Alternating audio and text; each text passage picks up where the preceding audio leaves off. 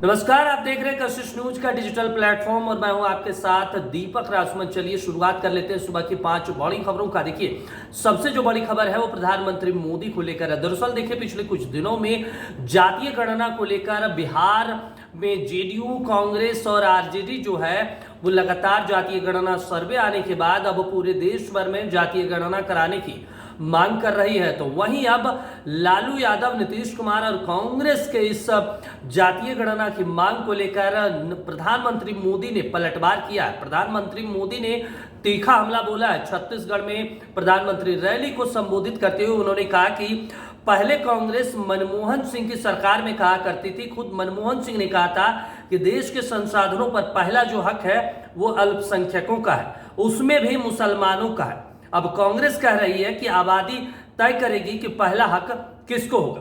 क्या अब अल्पसंख्यकों का हक कांग्रेस कम करना चाहती है क्या? और आबादी के हिसाब से ही तय करना है तो पहला हक किसका होगा? किसकी ज्यादा देश भर में आबादी है, किसका हक होगा? कांग्रेस वाले साफ करें, क्या आबादी के हिसाब से हक मिलेगा क्या? क्या अल्पसंख्यकों को कांग्रेस हटाना चाहती है क्या? क्या सबसे बड़ी आबादी वाले अगर हिंदू सारे हक ले ले तो क्या होगा? मोदी ने कहा कि मैं कहता हूं कि कोई सबसे बड़ी आबादी है तो वो गरीब है, तो इसलिए मेरे लिए गरीब ही सबसे बड़ी आबादी है।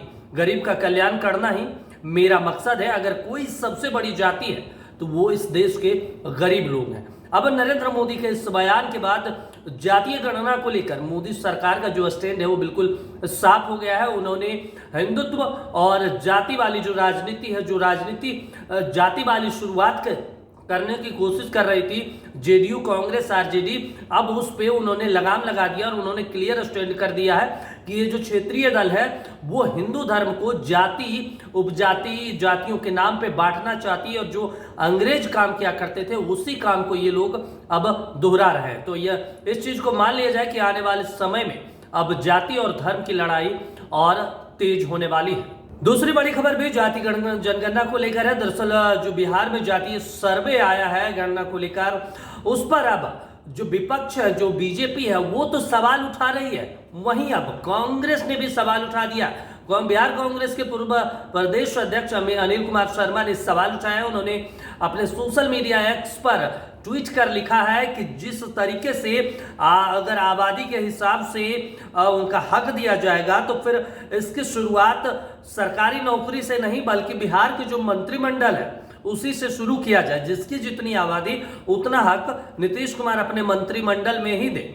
उन्होंने कहा कि जब अति पिछड़ा सबसे अधिक है तो फिर जो डिप्टी सीएम है बिहार में 3 डिप्टी सीएम बनाया जाए, उसमें मुख्य मुस्लिम समुदाय के भी हों और अति पिछड़ा से भी हों। तो वहीं बीजेपी नेता सुशील मोदी ने भी बिहार सरकार पर पलटवार करते हुए उन्होंने कहा बिहार में सबसे बड़ी आबादी जातीय गणना के अनुसार अति पिछड़ा है, तो उसी समाज का बिहार का मुख्यमंत्री भी होना चाहिए और उप मुख्यमंत्री भी होना चाहिए। सुशील मोदी ने तुरंत मांग किया है कि नीतीश कुमार और तेजस्वी यादव को अति पिछड़ों के लिए गद्दी छोड़ देनी चाहिए। अब देखना होगा कि नीतीश कुमार और तेजस्वी यादव जो जितनी आबादी उतनी हक की बात करते हैं, पूरे देश में जातीय गणना की मांग करवाते हैं और लोगों को उकसाने का काम करते हैं, तो वही नीतीश कुमार, वही लालू प्रसाद यादव और वही तेजस्वी यादव, वही तेजस्वी अपने गद्दी को छोड़ते हैं या नहीं, उस अति पिछड़े के लिए, उस ओबीसी समाज के लिए, उस मुस्लिम के लिए छोड़ते हैं या नहीं, ये देखने की बात होगी।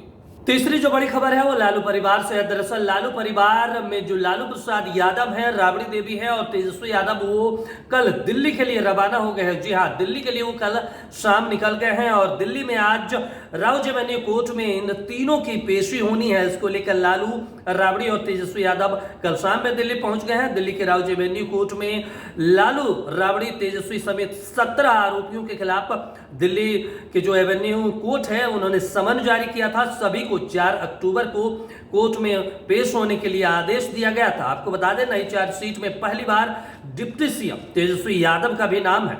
जिसके बाद आपको बता दें कि लालू परिवार, जो लालू प्रसाद यादव रेल मंत्री रहे हैं उस समय लैंड फॉर जॉब्स का स्कीम हुआ था और इसी मामले में आज तीनों की पेशी है। इस मामले में आरोप लगा था कि लालू और उनके परिवार वालों ने रेलवे में नौकरी दिलाने के बदले जमीन लिया था। अब इसी मामले में सीबीआई ने मई 2022 में लालू और उनके परिवार के सदस्यों पर भ्रष्टाचार का मामला दर्ज किया था और इसी पूरे मामले को लेकर अब जो है आज कोर्ट में पेशी है और लालू प्रसाद यादव, तेजस्वी यादव और राबड़ी देवी समेत 17 आरोपियों के खिलाफ समन जारी किया गया था और आज सभी की कोर्ट में पेशी हुई। ऐसे में आज सभी की नजरें टिकी हुई है कि आखिर लालू परिवार के को लेकर क्या कुछ कोर्ट में सुनवाई होती है, क्या कुछ तर्क दिए जाएंगे।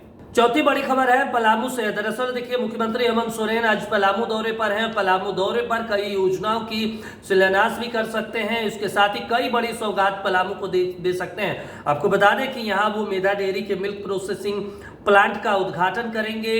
सीएम के आवागमन को लेकर जो है सुरक्षा के कड़े इंतजाम भी किए गए हैं। पलामू में कार्यक्रम स्थल और अगल बगल के क्षेत्र में 200 से अधिक जवानों की तैनाती की गई है। इससे पहले अगर कल की बात करें तो झारखंड में अलग अलग कैटेगरी के राज्य के 93 सहायक अभियंताओं को मुख्यमंत्री हेमंत सोरेन ने नियुक्ति पत्र की सौगात दी थी। ये कार्यक्रम जो हुआ था रांची के प्रोजेक्ट भवन स्थित सभागार में हुआ था, जिसमें नगर विकास एवं आवास विभाग के 47 और वाणिज्य कर विभाग के 46 अभ्यर्थी शामिल थे। सभी को नियुक्ति पत्र मुख्यमंत्री हेमंत सोरेन खुद अपने हाथों से सौंपा था। इस दौरान जो है श्रम नियोजन मंत्री सत्यानंद भोक्ता भी इस कार्यक्रम में मौजूद थे। और आखिरी और सबसे बड़ी खबर जो है मौसम को लेकर है। दरअसल जो है रांची और अगर बिहार और झारखंड की बात कर ले तो इन दिनों मौसम दोनों राज्य में सक्रिय है, मानसून सक्रिय है। लगातार जो है भारी बारिश भी देखने को मिल रही है। बिहार के अलग जिलों में बात करें, चाहे झारखंड के अलग अलग जिलों में बात कर रहे हैं। अगर बिहार की सबसे पहले बात कर ले तो जो मौसम विभाग है 1 दर्जन से ज्यादा जिलों में भारी बारिश का अलर्ट जारी किया है, जिसमें पूर्णिया, बक्सर, भोजपुर, मुजफ्फरपुर, मधुबनी, दरभंगा, पूर्वी चंपारण, पश्चिमी चंपारण के साथ साथ कई जिलों में भारी बारिश का अलर्ट जारी किया गया है। मौसम विभाग का यह भी कहना है कि पटना में कल भी बारिश होगी और कई स्थानों पर मेघ गर्जन के साथ वज्रपात की भी आशंका जताई जा रही है। वहीं झारखंड की बात कर ले तो रांची मौसम विभाग जो है झारखंड के सभी जिलों में आज और कल भारी बारिश की चेतावनी जारी की है। वहीं रांची, खूंटी, सिमडेगा, हजारीबाग, लोहरदगा, गुमला जिलों में अगले 24 घंटे भारी बारिश की संभावना जताई गई है। तो ऐसे में जब भी बारिश हो, लोगों से अपील भी की गई है। मौसम विभाग ने अपील की है कि जब भी बारिश हो वो घर से बाहर ना निकले। वज्रपात की आशंका जताई गई है, मेघ गर्जन की आशंका जताई गई है। लगातार बिजली कड़कने की वजह से कई मौतें भी सामने आ चुकी है। तो ऐसे में घर से जब भी बाहर निकले तो इस चीज का ध्यान रखें कि बारिश का मौसम ना हो, मौसम खराब ना हो। तो अपना ध्यान रखें और लगातार जो है मौसम विभाग से जुड़ी जो जानकारी हम लगातार आपको कशिश न्यूज के डिजिटल माध्यम से देते रहते हैं। तो कशिश न्यूज के डिजिटल माध्यम से सुबह की 5 बड़ी खबरों में अभी के लिए इतना ही। आप देखते रहिए कशिश न्यूज। नमस्कार।